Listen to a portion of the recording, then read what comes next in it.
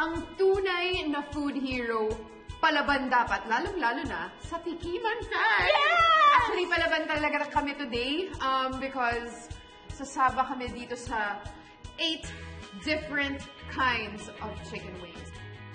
Let's get the rundown started. Ito yung Alpha, which is a soy glazed chicken wing. Bravo, which is the garlic, lime, and parmesan. We have Charlie, which is hot and spicy buffalo. Delta, which is hickory barbecue. Echo, which is cilantro garlic. Foxtrot, which is cheesy bacon. Golf, which is Cheetos jalapeno. Genius. Okay, Yeah. and Hotel, which is the Texas rub. Let's get started. Ito yung mga araw talaga na parang I love my life. Yeah. Okay. And it's really good. It's sweet. Yung maganda sa chicken wings, ito yung parang pinaka-juicy part ng chicken.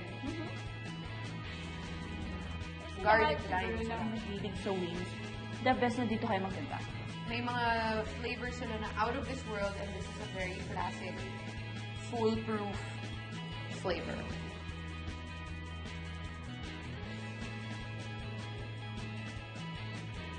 But their blue cheese is amazing. Feeling ko parang if this place delivers, gusto ko mag-movie marathon. Oo. Tapos, Oh my God. o-orderin ko lahat. And then I'll invite a couple friends. I can definitely do this again. I'm gonna come back. Very cheesy. Yeah, parang sa popcorn.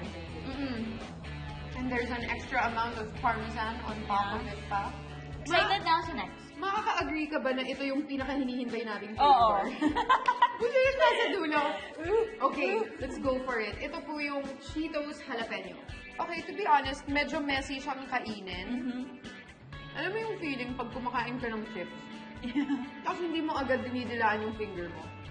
Kasi naiipon yung cheese eh. Tapos pag nasa dulo ka na, pag dinilaan mo, sobrang sarap ng kamay mo. That's what's happening here. Dumidikit.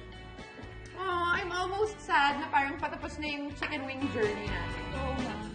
Kung ang source nyo of your food hero energy and power is wings and ribs, talagang kailangan nyo pumunta dito sa El General. Because kung hindi nyo pa nakahalata sa mga reaction namin kanina, certified TNT ito. Try nyo to!